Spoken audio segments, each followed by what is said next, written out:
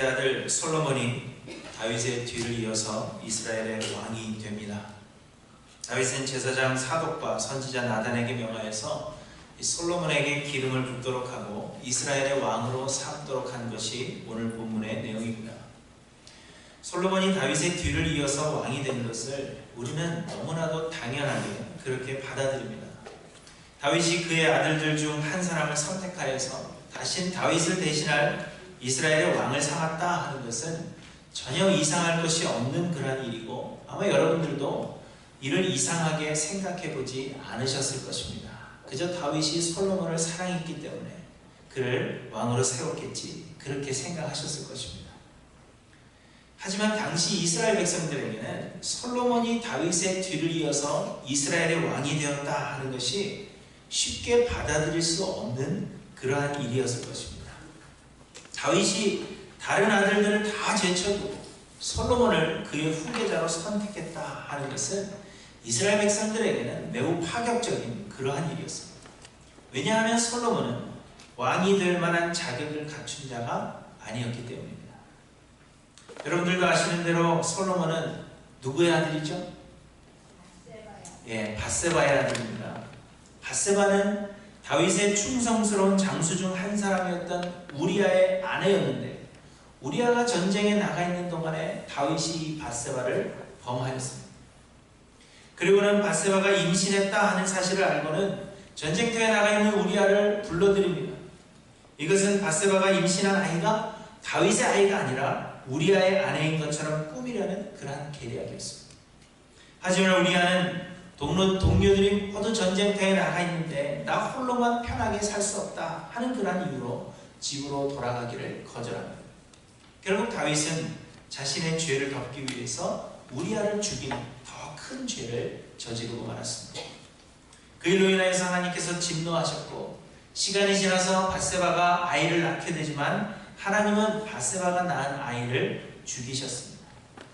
사무엘하 12장에 보시면 다윗은 이 아이를 살리기 위해서 하나님께 금식하며 기도하지만 하나님은 다윗의 기도를 듣지 않으셨습니다. 그러니 이 사건이 이스라엘 전역에 전해졌을 것은 분명한 일입니다. 다윗은 그 일을 숨기려고 했지만 하나님은 결코 그 일을 숨기지 않으셨습니다. 그런데 그 일이 있은 후에 다윗이 밧세바를 위로하고 또다시 밧세바와 동침하였는데, 그렇게 해서 얻은 아이가 바로 솔로몬입니다. 솔로몬은 다윗의 아들이었지만 사실 다윗에게는 아들이라고 떳떳하게 내놓을 수 없는 아들이었다는 것입니다.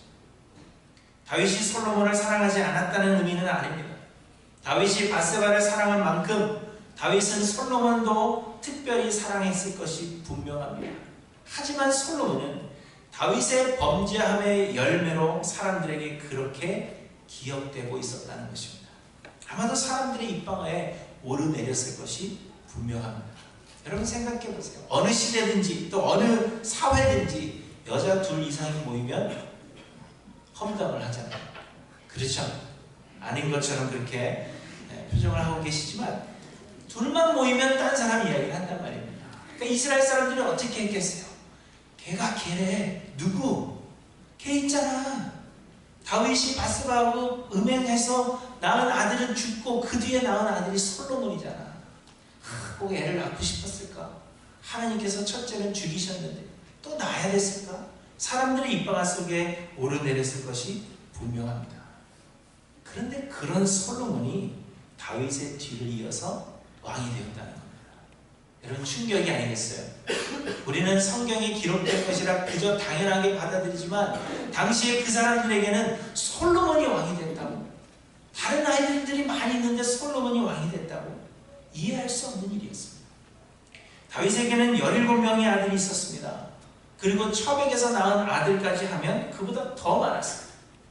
암논과 압살롬이 죽었다 하더라도 왕이 될 후보가 될 아들이 15명이나 되는데, 그럼에도 불구하고 그 아들들 중에서 사람들의 구설수에 오르내리는 이 솔로몬이 왕이 되었다 하는 것은 이스라엘 백성들에게는 충격이 아닐 수 없었던 것입니다. 또 서열상으로 봐도 아도니아가 왕이 되는 것이 맞는 것입니다. 열왕기상은 다윗의 아들들 중 핫깃이 낳은 아들 아도니아가 스스로 왕이 되기 위해서 준비하는 그러한 내용으로 시작되고 있습니다. 우리는 솔로몬이 왕이 되는 것으로 이미 알고 있고 당연히 그렇게 생각하기 때문에 마치 아도니아가 솔로몬의 자리를 욕심낸 것처럼 그렇게 생각하지만 사실은 그렇지가 않습니다. 사실은 아도니아가 다윗의 뒤를 잇는 것이 가장 자연스러운 일이었고 모든 이스라엘이 그렇게 생각하고 있었습니다. 말씀드린 대로 다윗에게는 17명의 아들들이 있었는데 다윗의 초창기, 곧 그가 아직 이스라엘의 완전한 왕이 되지 못하여서 헤브론에 있을 때 헤브론에서 낳은 아들이 6명이 있었습니다. 역대하 3장이 이를 기록하고 있는데 그 첫째는 이스라엘 여인 아히노암의 소생 암논이었고 둘째는 지혜로운 여인으로 알려진 아비가일의 소생 다니엘, 그리고 셋째가 여러분 잘 아시는 그술왕 달메의 딸 마아가가 낳은 압살롬이었습니다. 그리고 넷째가 오늘 본문에 등장하는 핫깃의 아들 아도니아입니다. 그리고는 두 아들을 헤브론에서 더 낳았고 그리고 사울 가문간의 싸움이 다 끝이 난 뒤에 이제 평안하게 된 뒤에 예루살렘에서 낳은 아들의 수가 11명이나 됩니다. 그래서 다 해서 17명. 그 중에 한 사람, 예루살렘에서 낳은 아들들 중에 한 사람이 바로 밧세바가 낳은 솔로몬이라는 겁니다. 그러니 솔로몬은 서열상으로 보더라도 저 밑에 있는 그런 아들에 불과합니다. 그런데 헤브론에서 낳은 아들들 중에서 맏아들 암논은 압살롬의 누이 다말을 범한 이유로 압살롬이 그를 살해하여 죽었습니다. 셋째 아들 압살롬은 다윗을 반역했을 때 요압 장군이 그를 죽였습니다. 둘째 아들인 나단, 이 다니엘에 대해서는 알려진 것이 잘 없는데 아마도 이 다니엘이 어떤 이유인지는 모르지만 일찍 세상을 떠난 것으로 그렇게 보는 견해들이 있습니다. 그렇기 때문에 이 서열상으로 보면 다윗의 넷째 아들 아도니아가 다윗의 왕위를 잇는 것이 가장 자연스러운 일이었다 하는 것입니다. 다윗이 죽은 후에 이 아도니아가 밧세바를 찾아가서 소원을 하나 들어줄 것을 부탁한 일이 있었습니다. 열왕기상 2장에 보시면 그때 이 아도니아가 밧세바에게 이렇게 이야기합니다. 당신도 아시는 바이거니와 이 왕위는 내 것이었고 온 이스라엘은 다 얼굴을 내게로 향하여 왕으로 삼으려 하였는데 그 왕권이 돌아가 내 아우의 것이 되었음은 이렇게 말하면서 내 소원 하나를 들어달라 그렇게 부탁을 합니다. 아도니아가 솔로몬에게서 왕권을 뺏으려고 했던 것이 아니라 아도니아가 차지해야만 자연스러운 것이 솔로몬에게로 돌아가 버린 이상한 상황이 된 것입니다. 또한 아도니아를 도와서 그를 왕으로 세우려는 사람들이 있었는데 제사장 아비아달과 요압 장군이 아도니아를 도왔습니다. 그런데 이들이 아도니아를 도왔던 것도 아도니아가 다윗의 뒤를 잇는 것이 순리라 그렇게 생각했기 때문으로 보여집니다. 이처럼 아도니아가 왕이 되는 것이 가장 자연스러운 일이었다는 것입니다. 그럼에도 불구하고 모든 예상을 뒤엎고 자격이 되지 않는 솔로몬이 다윗의 뒤를 이어서 이스라엘의 왕이 되었기 때문에 우리는 지금 너무나도 당연한 것으로 생각하지만 사실 그 당시에 이스라엘 백성들에게는 그것이 큰 충격이 아닐 수 없었다는 것입니다. 그렇다면 여러분 다윗은 왜 순리를 따르지 않고 이 자격이 되지 않는 솔로몬을 왕으로 삼았을까요? 그가 다른 아내들보다 밧세바를 더 사랑했기 때문일까요? 혹은 다른 자녀들보다도 이 솔로몬이 더 지혜가 뛰어나고 더 능력이 뛰어나고 모든 능력이 뛰어났기 때문에 솔로몬을 택했을까요? 여러분 아닙니다. 솔로몬이 지혜를 가지게 된 것은 그가 왕이 된 후에 하나님께서 주신 것입니다. 그렇기 때문에 그가 지혜로워서 왕이 된 것은 아니라는 것입니다. 솔로몬이 다윗의 뒤를 잇는 왕이 된 것은 하나님께서 처음부터 그렇게 계획하셨고 다윗에게 말씀하셨기 때문이라 하는 것을 우리는 성경을 통해서 보게 됩니다. 곧 다윗이 솔로몬을 더 사랑했거나 혹은 솔로몬의 재능이 남들보다 뛰어나서 선택되어진 것이 아니라 하나님께서 솔로몬이 태어나기도 이전에 다윗의 뒤를 이을 왕으로 솔로몬을 계획하셨다 하는 것입니다.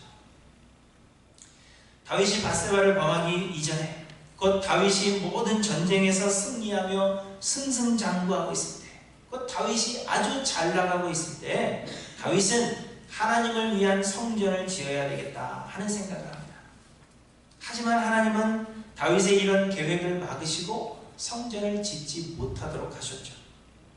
그리고는 대신에 하나님은 다윗을 대신하여 성전을 건축할 아들을 내가 너에게 주리라 그렇게 약속하셨습니다.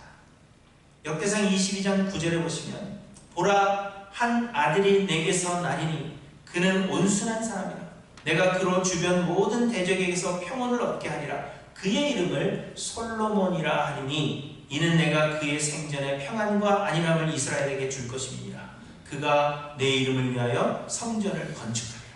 그는 내 아들이 되고 나는 그의 아버지가 되어 그 나라 왕위를 이스라엘 위에 굳게 세워 영원까지 이르게 하리라. 이렇게 말씀하셨습니다. 이는 솔로몬이 태어나기 이전입니다. 밧세바를 범하기 이전의 일입니다. 솔로몬이 태어나기도 훨씬 이전에 하나님께서 다윗에게 주신 말씀입니다. 하나님께서 다윗에게 아들을 주실 것입니다.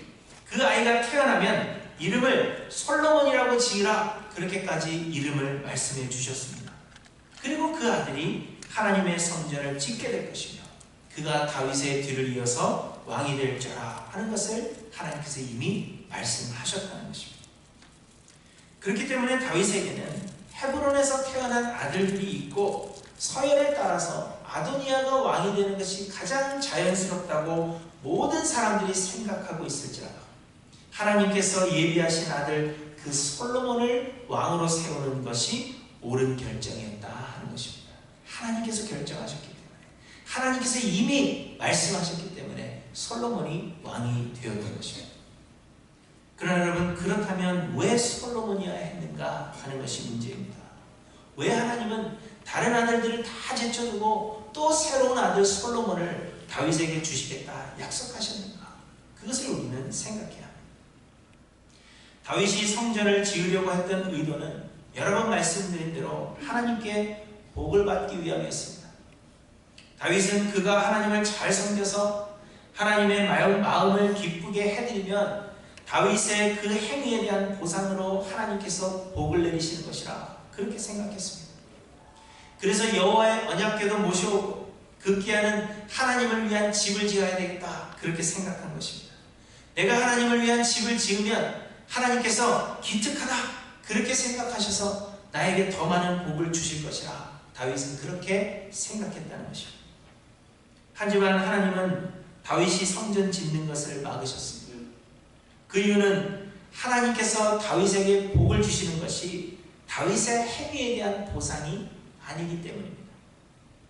다윗이 하나님이 기뻐하실 만한 일들을 많이 해서 하나님께서 다윗에게 복을 주시는 것이 아니라 다만 하나님의 완전하신 뜻 가운데 하나님은 다윗을 택하셨고 하나님의 주권 가운데 그 뜻을 이루어 가시고 있는 것이며 조건 없이 하나님께서 은혜로 다윗에게 복을 주시는 것이기 때문입니다.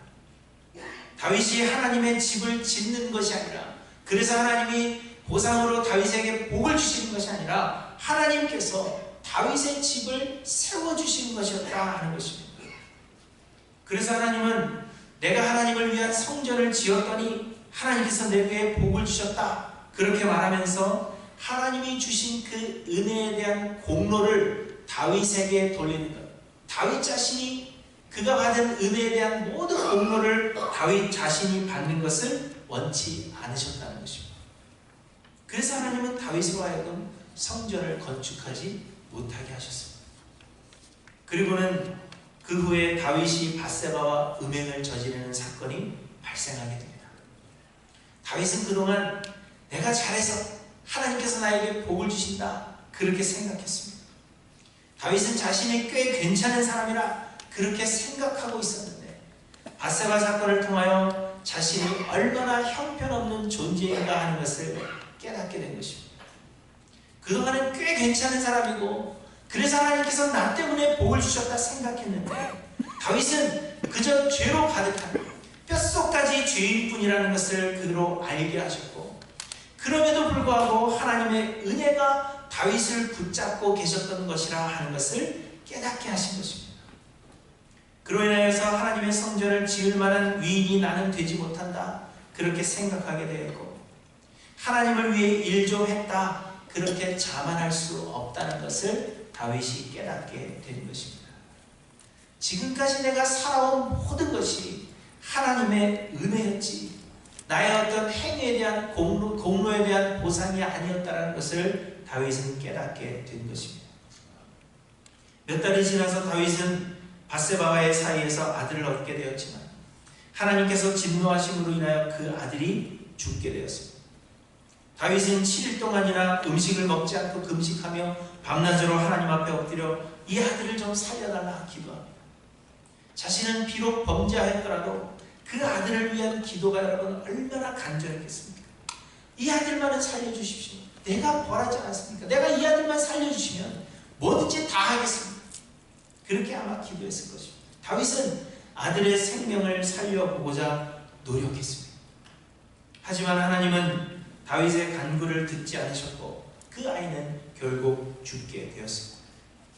7일을 금식하며 기도하던 다윗이 아들이 죽었다 하는 사실을 알고는 일어나서 몸을 씻고 머리에 기름을 바르고 하나님께 예배한 뒤에 음식을 차려오라 이야기합니다.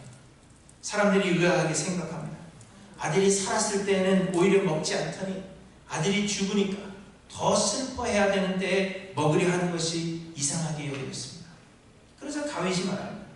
아이가 살았을 때 내가 금식하고 온 것은 혹시 여호와께서 나를 불쌍히 여기사 아이를 살려주실는지 누가 할까 생각함이거니와 지금은 죽었으니 내가 어찌 금식하랴. 내가 다시 돌아오게 할 수 있느냐. 나는 그에게로 가려니와 그는 내게로 돌아오지 아니하리라. 이렇게 이야기합니다. 다윗은 자신의 무능력함을 깨달았다는 것입니다. 하나님께서 행하시면 그것을 막을 수가 없고 하나님께서 행하지 아니하시면 내가 그것을 행하라 말할 수 없는 자라는 것을 다윗은 깨달았다는 것입니다. 인간의 노력이 헛됨을 알았고 모든 것이 하나님의 은혜요 하나님의 주권 아래 있는 것이라 하는 것을 다윗은 뼈저리게 깨닫게 된 것입니다. 하나님의 은혜는 그의 행위에 대한 보상이 아니라 그저 하나님께서 우리에게 은혜를 내려주신 것뿐이라 하는 것을 다윗은 깨달았습니다. 그래서 하나님 앞에 항복하고 하나님의 인도하심을 의지할 수밖에 없다 하는 것을 알고 다윗은 이제 모든 것을 내려놓게 된 것입니다. 그런데 여러분 그때 다윗이 자신의 그 모든 노력과 의지를 내려놓고 이제 하나님의 인도하심에만 온전히 순종하겠다고 생각하던 그때 하나님께서 또다시 밧세바를 통하여 아들을 주셨다는 것입니다. 아마도 하나님의 진노하심으로 인하여서 밧세바를 통하여서는 다시는 아들을 낳을 수 없다 그렇게 생각했는지 모릅니다. 하지만 하나님께서 이 밧세바를 통하여 그에게 아들을 낳게 하신 것입니다. 그때에서야 비로소 다윗은 성전을 지으려고 할 때 하나님께서 다윗에게 주신 그 말씀을 기억했습니다. 내가 너에게 아들을 주리라 말씀하신 그 말씀을 기억하라. 그래서 그 아들의 이름을 솔로몬이라 그렇게 짓게 되었습니다. 사무엘하 12장 24절에 보시면 다윗이 그의 아내 밧세바를 위로하고 그에게 들어가 그와 동침하였더니 그가 아들을 낳음에 그의 이름을 솔로몬이라 하니라. 여호와께서 그를 사랑하사 선지자 나단을 보내 그의 이름을 여디디아라 하시니 이는 여호와께서 사랑하셨기 때문이더라. 이렇게 우리에게 말씀하십니다. 다윗이 밧세바와 동침하여 아들을 낳고는 깨달음을 얻었습니다. 그래서 그 이름을 솔로몬이라 이름하면서 하나님께 묻는 것입니다. 하나님, 이 아이가 하나님께서 나에게 약속하신 그 아이입니까? 하나님께서 주시겠다 했던 그 아이가 이 아이가 맞습니까? 그렇게 하나님께 물으며 솔로몬이라 이름하는 것입니다. 그러자 하나님께서 이 아이는 여호와께 사랑을 입은 자라 하는 그 의미의 여디디아라 하는 별명을 주시면서 이 아이가 내가 약속한 아들 곧 다윗의 왕위를 이을 아들이라 그렇게 대답해 주신 것입니다. 다 포기하고 다 내려놓고 내 능력 없음을 고백하며 모든 것이 하나님의 은혜입니다 하는 것을 고백하고 하나님 앞에 엎드렸을 때 하나님께서 주신 아들이 솔로몬이라는 것입니다. 그래서 이 솔로몬은 하나님의 은혜의 상징으로 하나님께서 다윗에게 주신 것입니다. 다윗이 스스로 노력함으로 하나님의 복을 받을 수 있다 생각하고 있던 그때 다윗을 철저하게 낮추시고 다윗을 엎드려지게 하시며 다윗의 노력 때문이 아니라 하나님의 은혜로 사는 것이라 하는 것을 기억하게 하시는 하나님의 은혜의 상징이 솔로몬이었다는 것입니다. 그래서 다윗은 이 솔로몬을 볼 때마다 내가 나의 노력으로 내 능력으로 사는 게 아니라 하나님의 은혜로 사는 것이라 하는 것을 솔로몬을 볼 때마다 기억할 수 있었다는 것입니다. 그래서 동일한 이유로 솔로몬이 왕이 되어야 했던 것입니다. 이스라엘을 통치하는 것은 사람의 능력으로 하는 것이 아니라 하나님께서 친히 통치하시는 것이고 하나님의 은혜가 통치하는 것입니다. 이것을 말씀하시기 위해서 준비되어진 다른 아들들이 수없이 많을지라도 그들을 다 뒤로하고 아무도 기대하지 않았던 사람, 인간적으로는 준비되어 있지 않은 그 왕이 될 수 없는 솔로몬을 다윗의 뒤를 이을 왕으로 하나님께서 선택하셨음을 우리에게 보여주신 것입니다. 현대에도 여전히 사람들은 행복한 미래를 계획하고 그 계획을 이루기 위해서 끊임없이 노력합니다. 요즘 한국에서 아주 인기가 있는 드라마가 한 편 있습니다. 스카이 캐슬이라는 드라마인데요. 제가 요즘 필이 꽂혀서 그 스카이 캐슬이라는 드라마를 보고 있습니다. 근데 여러분 스카이가 뭔지 아시죠? 스카이는 서울대, 고려대, 연세대의 그 앞자를 딴 단어입니다. 그래서 스카이 캐슬이라 이렇게 이름했는데 자녀들을 명문대 보내기 위해서 엄청난 돈과 시간과 에너지를 쏟아붓는 학부모들의 이야기를 다룬 그런 드라마입니다. 이 드라마에 나오는 부모들은요, 자녀들을 명문대에 보내기 위해서 아주 어렸을 때부터 3살, 4살 일어날 때부터 그들의 삶을 하나하나 자세하게 설계하고 설계한 대로 흐트러짐이 없이 이들을 가르치기 위해서 물불을 가리지 않고 노력합니다. 공부를 잘할 수 있는 최고의 환경을 만들어주고 최고의 선생님들을 그들에게 붙여주는데 돈이 얼마가 들든지 그러한 것들은 상관하지 않습니다. 그저 철저하게 계획한 대로 그렇게 아이들을 가르치려고 진행해 나갑니다. 하지만 여러분 자녀를 다 키워보셨지만 자녀를 키우는 것이 어디 계획하고 노력한 대로 됩니까? 되지 않죠. 또한 명문대 나온다고 다 행복한가요? 그렇지 않습니다. 계획한 대로 진행해도 명문대를 못 가는 일이 생기는 것뿐만 아니라 명문대에 입학을 한다 하더라도 그 삶이 얼마나 비참하게 끝이 나는가 하는 것을 일깨워 주려는 그러한 드라마입니다. 그런데 여러분 세상의 모든 일들이 다 그렇죠. 우리가 모든 것을 계획하고 좀 더 나은 삶을 살기 위해서 우리는 계획하고 내가 하나님을 잘 섬기면 하나님께서 나에게 복 주셔서 내가 계획한 대로 도와주지 않을까 우리는 그러한 마음으로 하나님을 섬깁니다. 한국교회는 한때 하나님은 준비된 자를 쓰신다 하는 이 말이 진리인 것처럼 그렇게 여겨지던 때가 있었습니다. 그래서 수많은 사람들이 하나님께 쓰임받기 위해서 계획하고 준비하고 개인의 노력을 기울이면서 하나님 내가 계획한 것에 복 주십시오 그렇게 하나님을 섬기는 사람들이 많았다는 것입니다. 하지만 여러분 오늘 솔로몬이 왕이 되는 이 이야기를 통해서 하나님은 우리가 자격을 갖추어야 하는 것이 아니라 하나님의 은혜를 구해야 한다는 것을 우리에게 말씀해 주시는 것입니다.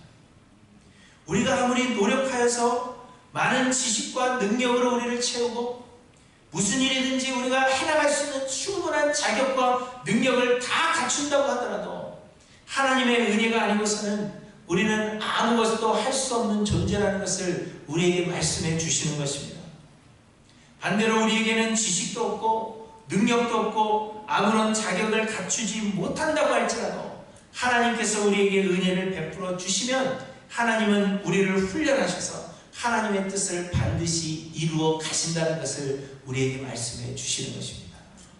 그러므로 여러분 우리가 우리의 노력을 기울일 것이 아니라 하나님 앞에 무릎 꿇는 것이 모든 것보다 우선이 되어야 하며 하나님의 그 뜻이 무엇인지 하나님의 계획이 무엇인지 그것을 알고자 힘쓰며 하나님의 은혜를 구하는 것이 우리의 할 일임을 우리에게 말씀해 주시는 것입니다.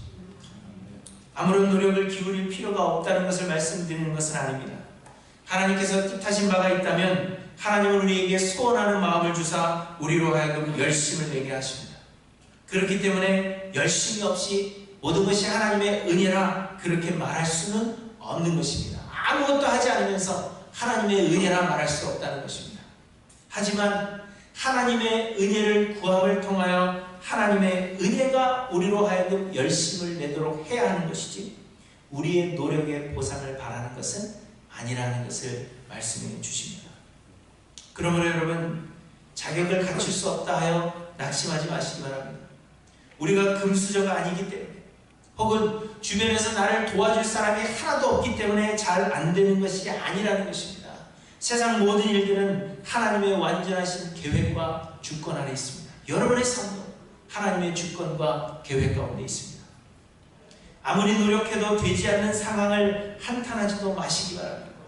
다만 항상 모든 것을 합력하여 선을 이루시는 하나님의 그 선하심과 인자하심을 의지하시고 하나님의 은혜 앞에 굴복하시는 저와 여러분들이 되시기를 바랍니다. 그리고 무엇보다도 우리의 구원은 우리의 노력으로 이룰 수가 없는 것입니다.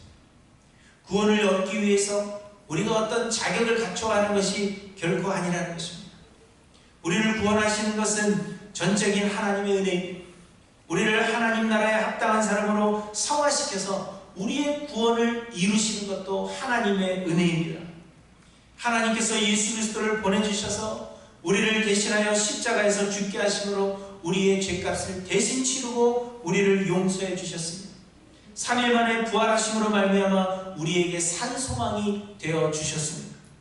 우리에게 성령을 보내주셔서 우리의 죽었던 영이 중생케 하시고 예수 그리스도를 우리로 하여금 믿게 하셨으며 그 믿음을 하나님께서 주신 그 믿음을 우리의 의로 삼사 우리를 하나님의 자녀 삼아 주신 것입니다. 그리고 그 성령이 우리와 여전히 함께 하시며 우리 안에 역사하심으로 우리가 성화되어 우리의 구원을 완성하도록 인도해 주시는 것입니다. 이 모든 것이 하나님의 은혜입니다. 그러므로 여러분, 우리가 할 일이 무엇이겠습니까? 우리가 할 일은 하나님의 은혜를 구하는 것뿐입니다. 하나님의 인도하심에 온전히 순종하고 하나님의 행하심에 굴복하는 것뿐입니다. 우리를 자랑하지 아니하고 우리가 나타나지 아니하도록 힘쓰는 것뿐이라 하는 것을 여러분 기억하시기를 바랍니다. 아도니아는 스스로 왕이 되고자 했습니다. 그는 왕이 될 만한 모든 자격을 갖춘 자였으며 아마도 왕이 되기 위한 모든 준비를 철저히 했을 것이 분명합니다. 학문을 익히고 왕이 되기 위해 필요한 모든 능력을 갖추기 위해서 노력했을 것이며 그를 도와줄 정치적 기반도 마련해 두었을 것입니다. 하지만 정작 왕이 된 것은 아도니아가 아니라 솔로몬이었습니다.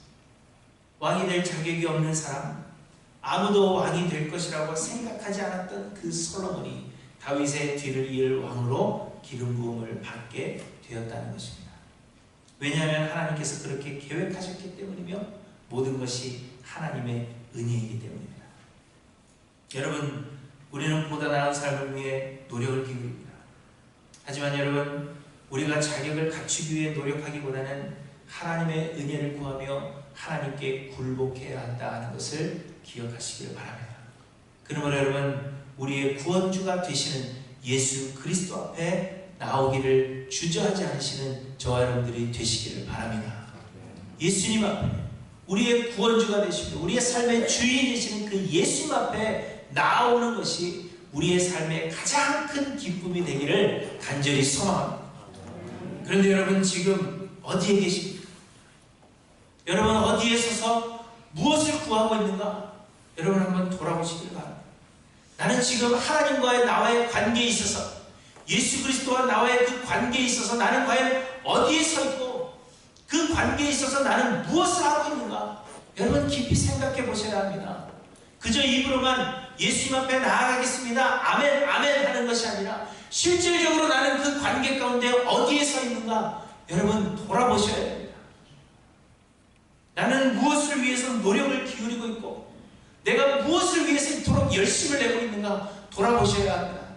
여러분이 열심을 내고 있는 것이 무엇입니까? 그리스도 앞에 무릎 꿇는 것을 여러분 열심히 내십니까?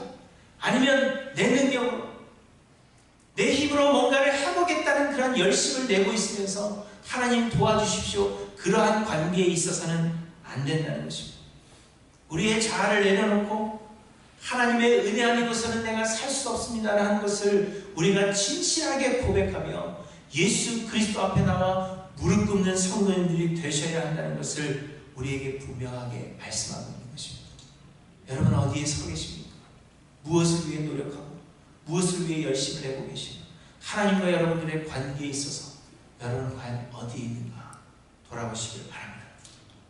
바라기는 우리 교회가 스스로 준비된 자들이 없기를 바랍니다. 저는 우리 교회에 스스로 준비된 그러한 사람들은 필요하지 않습니다. 능력이 뛰어난 사람도 필요하지 않습니다. 사람들이 볼 때 잘났다 그렇게 생각할 만한 잘난 사람도 필요하지 않습니다. 우리 한림교회에 필요한 사람은 우리의 부족함과 연약함을 진실되게 고백하여서 하나님 앞에 엎드려 은혜를 구하는 사람만이 필요합니다. 잘난 사람 필요 없고 능력이 뛰어난 사람 필요 없습니다. 내가 다 할 수 있습니다. 자신 만만한 사람도 필요하지 않습니다. 다만 하나님의 은혜가 아니고서는 살 수 없음을 고백하는 연약하고 부족한 사람만이 우리에게 필요할 뿐입니다. 그럼에도 우리가 하나님의 은혜 앞에 무릎 꿇을 때 하나님께서 우리를 들어 하나님의 계획하신 놀라운 일들을 이루실 것이라 하는 이 사실을 여러분 마음속에 기억하셔서 하나님 앞에 나와 굴복하시며 은혜를 구하시며 하나님께 사용되어져서 하나님의 역사하심이 우리 하이랜드 교회를 통해서 온전히 이루어지고, 그래서 이 하이랜드 교회가 하나님의 영광으로 가득한 교회, 그리고 우리 성도님들의 삶이 되시기를 주님의 이름으로 간절히 축원합니다. 기도하십니다.